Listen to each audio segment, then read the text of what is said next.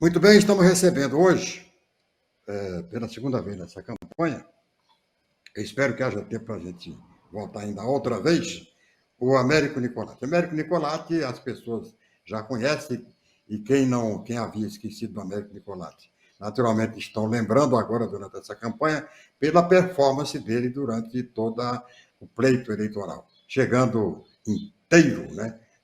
Chegando inteiro para o dia 2 de outubro, o nosso querido Américo Nicolatti. Nicolatti, bom dia, campanha boa. Cabelo embranqueceu mais um pouco ou não? Bom dia, Sérgio Cruz. A campanha está muito bom, muito boa mesmo. E o cabelo eu tenho que pintar de vez em quando porque fica preto, então eu pinto de branco, porque senão não fica bem, né? Mas, ó, Nicolás, como é que vai a campanha? Como é que está a receptividade? Como é que melhorou? A campanha é igual o motor, né? Vai esquentando e tal. E quais são as expectativas eleitorais para esse ano? Você está confiante, acha que pode chegar lá? Como é que está o MDB? Como é que está a chapa do MDB a essa altura dos acontecimentos? Né? Elege 3, 4, 5 deputados estaduais. Como é que está o Putinelli?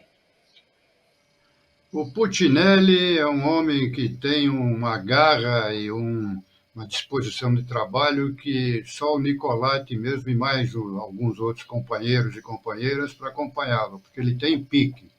E esse pique redunda em não só a consolidação da liderança dele, como vem paulatinamente aumentando, consagrando já praticamente o Putinelli no segundo turno.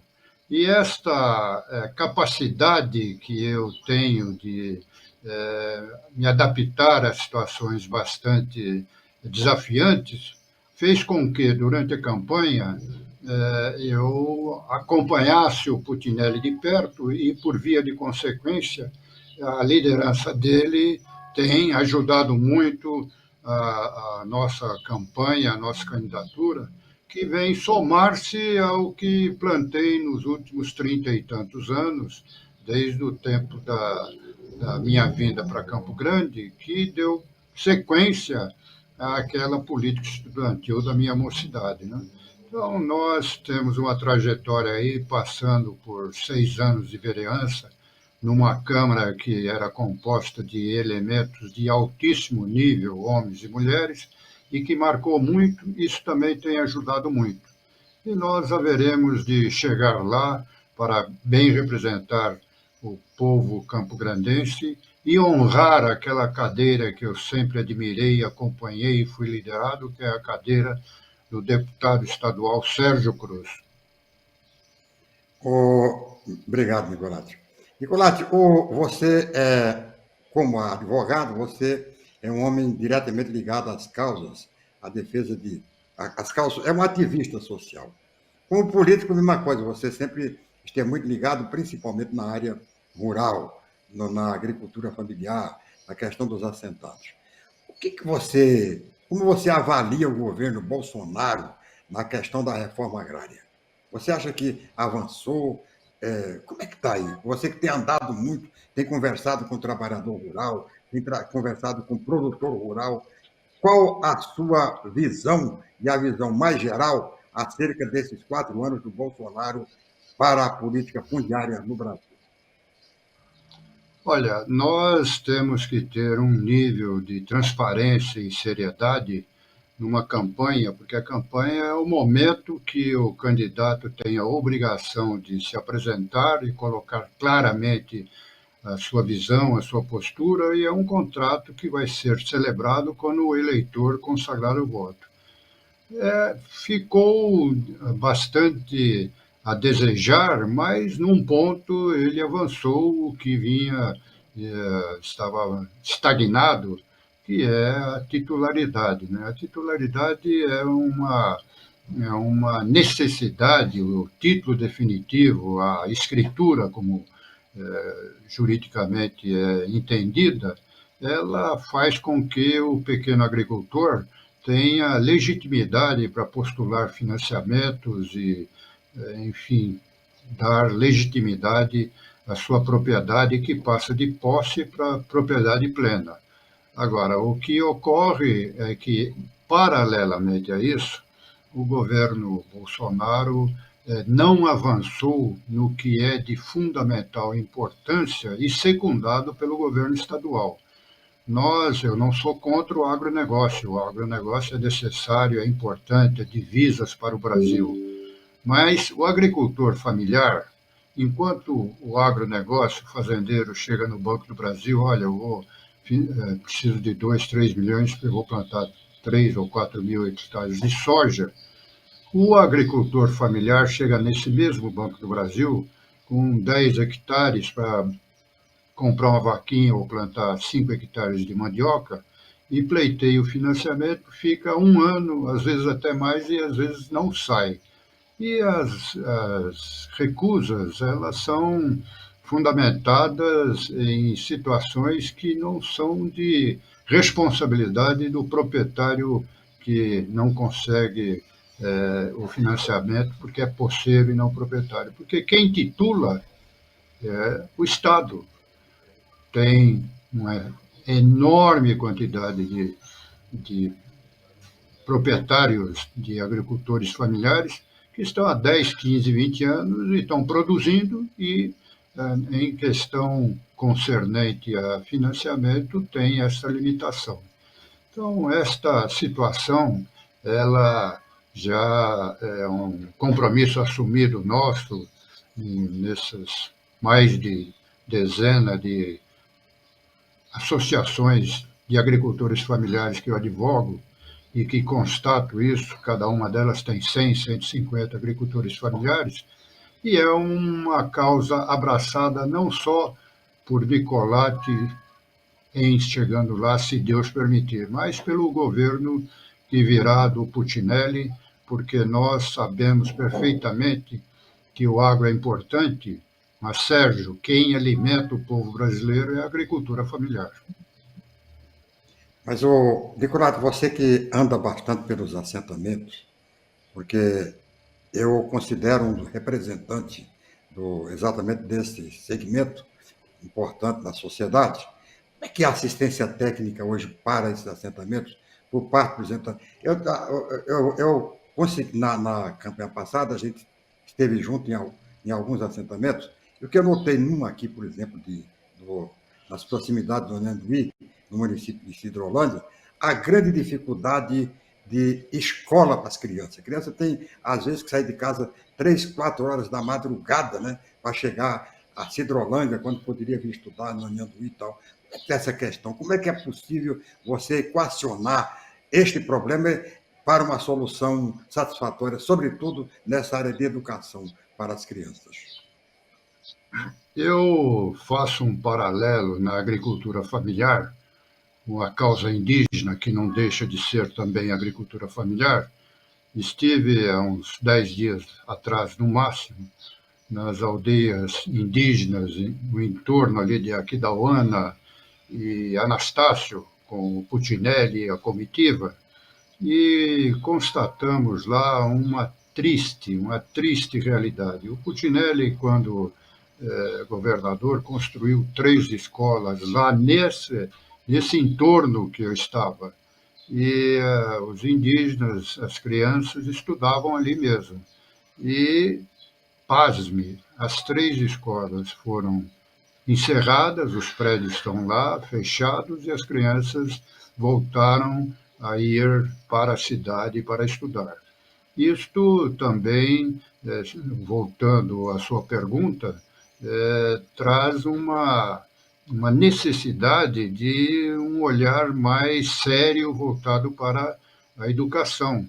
E realmente nós temos aí uma realidade que tem que ser trabalhada e reconhecida, é fixar o homem na terra, mas não o homem só o chefe de família. Dar motivação para o filho.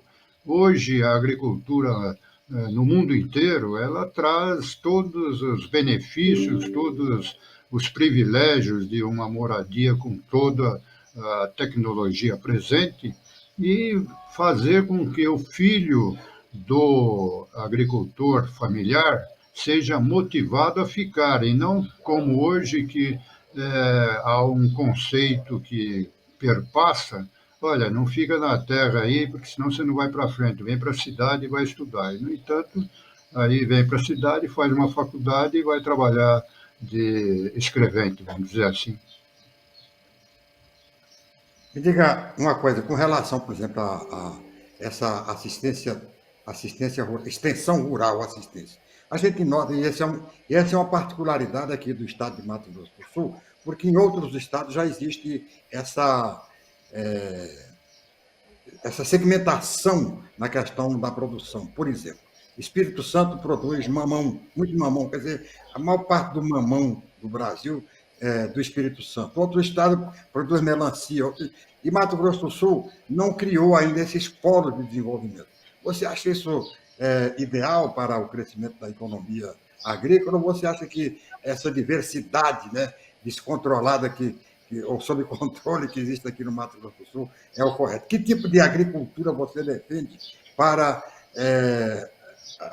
ampliar, né, para melhorar a produção e a comercialização na agricultura?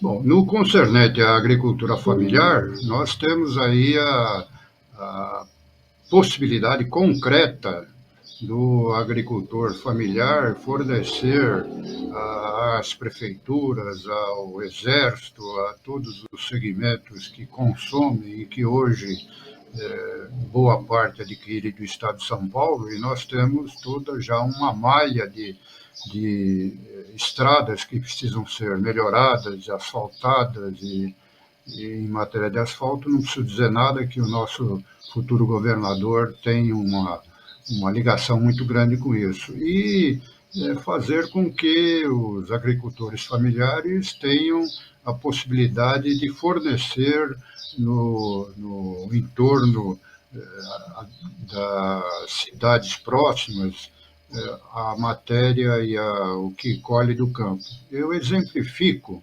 aqui em Terenos, tem a agricultura, uma associação liderada pelo companheiro Oswaldo. Eles fornecem para Campo Grande, fornecem quando abre a licitação para o Exército e para todos os segmentos. E são cento e tantas famílias que estão lá progredindo. Então, esta é uma das situações.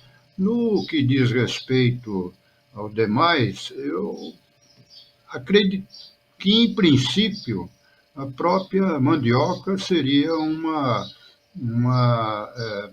produto que poderia ser ampliado. Nós somos mandioqueiros, não é isso? Eu acho que eu tenho visto muito aí indígenas plantam mandioca, mas assim, sem um direcionamento.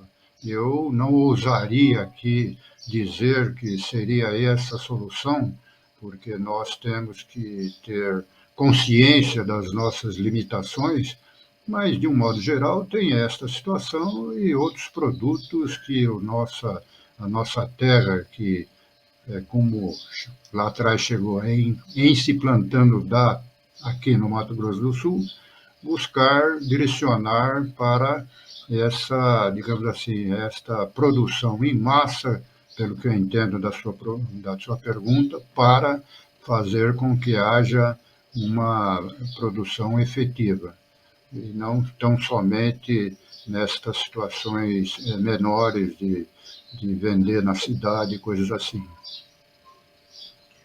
Nicolás, vamos agora um pouco da sua experiência política, né? Claro que você tem a sua tendência, eu tenho a minha tendência, cada qual tem a sua tendência, mas a gente tem, acima das tendências, tem o fator experiência. Experiência até pelo tempo de vida que a gente tem e pelo espaço que a gente já ocupou e ocupa na política do Estado de Mato Grosso do Sul e do Brasil. E tem uma coisa, como é que está com relação ao governo do Estado, as pesquisas estão indicando aí que o Putinelli, naturalmente, vai para o segundo turno. Agora, esperar quem é que vai com ele para o segundo turno. Agora, com relação às candidaturas presidenciais. As pesquisas de Mato Grosso do Sul indicam uma vantagem, né, não muito grande para o Bolsonaro aqui no estado de Mato Grosso do Sul. Como é que está o seu datapovo aqui para o Mato Grosso do Sul com relação à candidatura de presidente da República?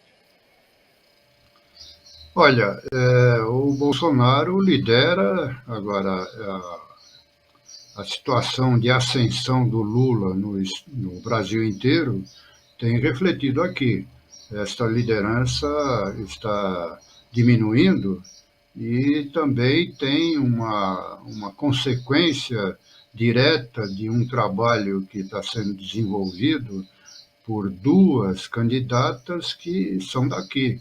A nossa Simone Tebet, que é do nosso partido, candidata a presidente, e a Tronic, que é do outro partido, que também é candidata. Então, este quadro que se apresenta especificamente no nosso estado aqui faz com que esta situação do Bolsonaro não seja tão cômoda. E, como você sabe tão bem ou melhor do que eu, na medida em que vai se aproximando a data do pleito, as coisas vão se definindo rapidamente. Mas a tendência é esta de manter esta diminuição da liderança. Agora, vai depender muito também do trabalho dos concorrentes, considerando que devam considerar o nosso Estado como um Estado importante, que pode até mesmo decidir uma eleição. Desta maneira, eu acredito que este crescimento do Lula paulatinamente não deve parar, porque está acontecendo a nível nacional. Por outro lado, o Bolsonaro tudo tem feito para manter-se no pleito, buscando o segundo turno. Agora, essas duas candidaturas ainda podem até surpreender, não digo que vá, mas podem até surpreender, como no passado surpreendeu, por exemplo, o Collor, que veio lá de baixo e atravessou todo mundo. Mas, de um modo geral, o quadro está refletindo o que você disse de uma maneira geral no seu editorial. Nicolás, e essas candidaturas para presidente da República, até que ponto elas influenciam nas candidaturas para governador do Estado? Porque a gente está notando que os candidatos ao governo do Estado que não têm uma candidatura comprometida, direta, com o caso do Putineri, do Marquinhos Trade, são as candidaturas que estão se dando melhor aqui no Estado. Você acha que isso tem influência? Até que ponto vai a influência do Lula numa determinada candidatura? Até que ponto vai a influência do Bolsonaro nas candidaturas dos candidatos, nas candidaturas que ele apoia, das campanhas que ele apoia no Estado? Você já fez essa avaliação?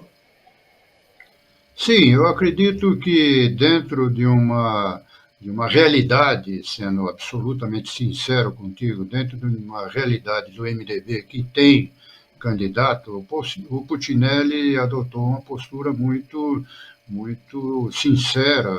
Temos candidato, agora ele se coloca numa condição de, não sendo o eleitor, optar pela candidata, que ele acatará a decisão das urnas, quer seja Bolsonaro, quer seja Lula, caso a nossa candidata não evolua para ir para o segundo turno.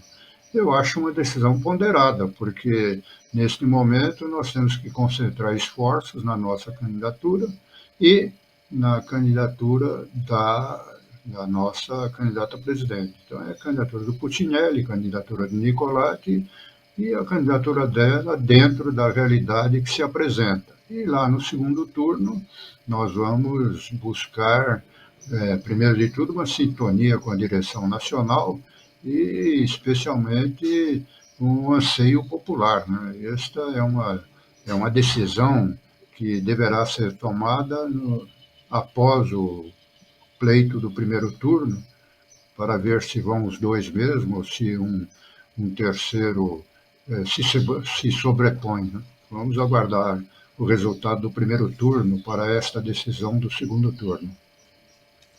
Nicolás, o candidato, principalmente o deputado, ele costuma sair com um caderninho e vai anotando, né, todas aquelas questões, todas as reivindicações do eleitor, principalmente quando ela tem mais um sentido mais amplo e mais coletivo, que atende mais pessoas.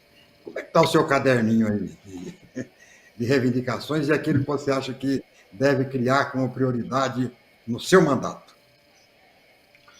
Olha, o meu caderninho é conhecido de todos. Eu acredito e sinceramente entendo que um deputado ou uma deputada estadual que chegue no parlamento tem determinadas situações institucionais que são responsabilidade de todos os parlamentares no concernente à educação, à saúde, à cultura, a transporte, enfim, essas grandes desafios que o nosso país tem e, por via de consequência, o nosso Estado tem também, são responsabilidade de todos. Todos estão ali para contribuir, debater, buscar soluções. Cada um chega lá com o seu caderninho. Né? O meu caderninho tem, sim, especialmente três desafios que vêm sendo defendidos por mim ao longo da vida. Um deles, que é público e notório aqui na nossa Campo Grande, em nosso estado, que é a questão da moradia, que ela vem desde o tempo que eu advogava, antes da vereança, passando por toda a vereança, que eu era conhecido como advogado dos favelados para defender a moradia. Na vereança, criamos lei de minha autoria com a somatória de todos os vereadores, do prefeito, apoio do governador, mas criamos a primeira Secretaria de Assuntos Fundiários, e foi a primeira, e isso eu sei porque o Rames, de certa forma, me ligou 15 anos depois do meu mandato ter encerrado, e dizendo: ó, Nicolás, você tem que ter um orgulho. Hoje nós temos mais de 300 secretarias de assuntos fundiários no país, mas a sua foi a primeira. Então, essa secretaria, ela resolveu o problema daquelas favelas que eu advogava, mas não, a amplitude era maior. Veio depois o Juvencio, na sequência do Lude, veio posteriormente o Puchinelli e acabou com as favelas. Então, esta questão da moradia está hoje na pauta outra vez, que as favelas estão aí. Esse governo não construiu uma residência, o Putinelli no último construiu 75, então moradia continua sendo um grande item no meu caderninho. Na sequência, obviamente, a agricultura familiar, pelos motivos já expostos nesta entrevista, e este compromisso é muito grande e haveremos de cumpri-lo sensibilizando os nobres pares e o governador, e também um parlamentar tem alguma influência ou pelo menos alguma abertura a nível federal. Mas, finalmente, e não é, quero esclarecer, hein, Sérgio, não é advogando em causa própria, mas os meus cabelos brancos, os teus cabelos brancos e os cabelos brancos dos idosos e das idosas têm que ser melhor respeitado.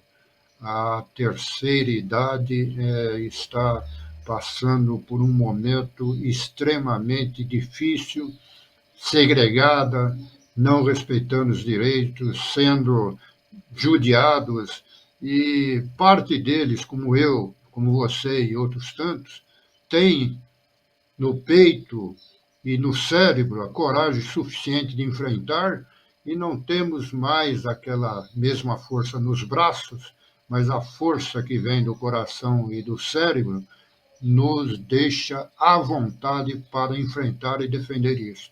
Então, esta é uma bandeira que eu realmente vejo com muito carinho e com muita preocupação, porque aquele e aquela que deu a sua vida inteira à nossa pátria, porque a pátria é nossa, trabalhando arduamente, quando chega no final da vida, grande parte passa por essas situações degradáveis. Eu não vou aqui afirmar que vai ser criado, porque seria uma inverdade de minha parte, porque isto depende de um contexto, de um conjunto decisório liderados pelo governo, pelo governador, com o entendimento do legislativo.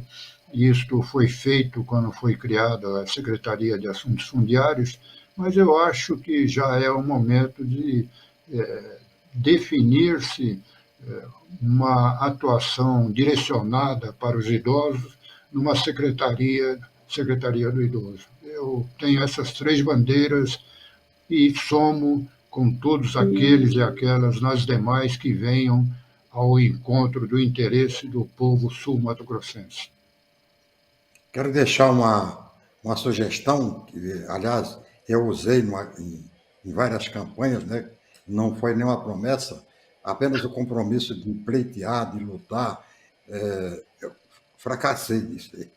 Mas deixar passar, terceirizar para você essa sugestão, essa proposta de se criar em Campo Grande ou outras cidades, mas a partir de Campo Grande, um hospital para atender os idosos, né? Só para atender idosos acima de 60 anos de idade e tal. Criar esse hospital, eu acho extremamente necessário, e aí sim, advogando em causa própria, claro, em causa própria, na própria causa daqueles que têm mais de 60 anos, dos idosos. Então fica aí uma sugestão para o seu primeiro projeto na Assembleia Legislativa, a sua bandeira, né, principal nessa sua eleição para deputado estadual. Tá aí? Pega o pau da bandeira aí, Nicolás. Muito bom. Eu tenho que fazer uma observação, né? A questão da saúde é responsabilidade dos municípios. Mas o Putinelli tem enfatizado em todas as reuniões, em todos os comícios, em todas as suas participações, que ele vai procurar os prefeitos da Câmara Municipal e vai colocar o Estado à disposição. Essa questão do hospital do idoso, ela, inclusive, já está consignada na proposta que faço da criação da Secretaria do Idoso. É extremamente necessário, é válida e você está plenamente coberto de razão. Nós, muitas das vezes, temos que nos dirigir para São Paulo e outros grandes centros para cuidar da nossa saúde, da saúde dos idosos, quando aqui nós temos médicos profissionais de altíssimo nível, temos toda a estrutura para a preparação de hospitais e suporte necessário, e tem que haver uma visão voltada para a saúde. Então, esta é uma situação que o executivo deve se manifestar claramente e se insere naquelas que eu disse no parlamento, que não teria aqui a ousadia de dizer que é bandeira minha, mas estarei lá somando com os deputados e deputadas, quer seja de que partido forem, porque depois que os parlamentares se elegerem, eles são parlamentares dos seus partidos, mas, acima de tudo, são deputados e deputadas do Mato Grosso do Sul e, para tanto, têm que defender todos os interesses e direitos do Mato Grosso do Sul, nosso querido Estado. Nicolás, muito obrigado por sua visita aqui ao nosso programa. E a gente vai torcer, no dia 2 está aí, torcer para que as suas expectativas alcancem o resultado que você espera para o bem de toda a população. A gente tem na Assembleia Legislativa um homem que tem a experiência que você tem, e o amor, o afeto, o carinho que você dedica à população, sobretudo à população mais humilde. Um abraço muito forte e vamos torcer para a sua vitória, para a vitória daquilo que você defende no dia 2 de outubro. Um abraço forte e até o próximo programa. Quero ver se ainda até o final, até a eleição, você aparece pelo menos mais uma vez em nosso programa, porque você é sinônimo de boa audiência, porque você é um homem sincero. Um abraço forte. Muito obrigado e boa noite, bom dia, aliás, a todos os companheiros e companheiras. Falou. Aí foi a entrevista do dia com o meu amigo Américo Nicolatti, candidato a deputado estadual do MDB.